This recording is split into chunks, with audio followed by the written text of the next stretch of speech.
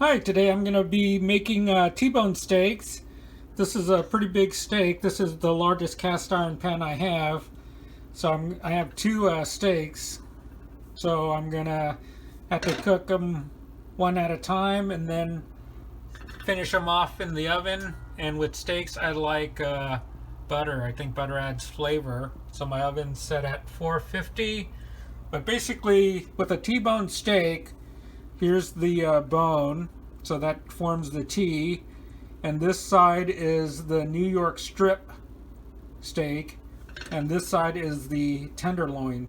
So with a T-bone, you get New York Strip, tenderloin, and the tenderloin, what caught my attention, was pretty big on this steak. So what makes a T-bone and a porterhouse different is a porterhouse is a T-bone steak, but with a bigger tenderloin portion.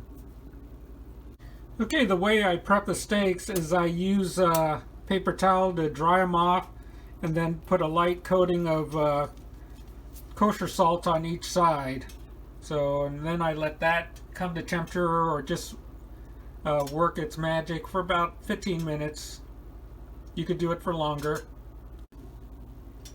Okay, I'm heating up a cast iron pan over pretty much high heat. Then I'll add some avocado oil since it could take the high heat. As you can see, it's starting to streak, so that means it's pretty hot. And basically, we're gonna sear the steaks first, get some nice color, and then finish them off in the oven. The steaks are about 1 inch in thickness, so they should brown really quickly and cook quickly. Sometimes I'll take oil and splash the side or move it to the side and try to crisp up the fat on the edges. But right now I'm going to do about 1 minute on each side just to get some nice color. Alright, it's been about 1 minute, so I'm going to flip this over. Some decent color. And with this side, what I like to do is take a little butter and just rub the top. I think I've mentioned in the past, I like the flavor of cooked beef and butter. Alright, this side's cooked for 1 minute. I'm going to flip it over one more time. Just add some more butter on top.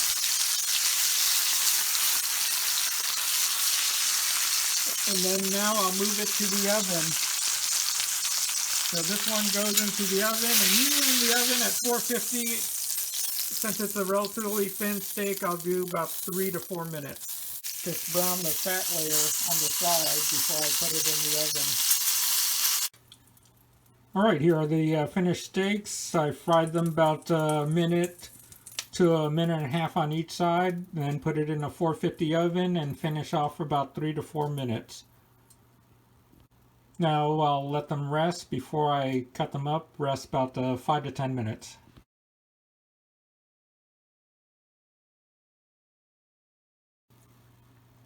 Alright, now that the steaks have rested, you could serve them as one per person, but I'd like to sometimes just cut the steak up into strips so it's easier for people to eat.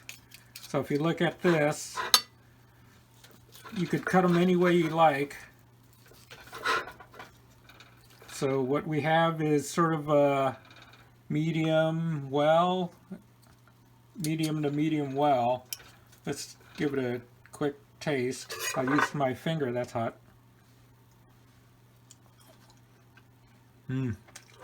Very good. Nice beefy flavor. I think it needs more salt, but that is up to a personal preference. So, a pretty quick way to fry a steak. Thanks for watching.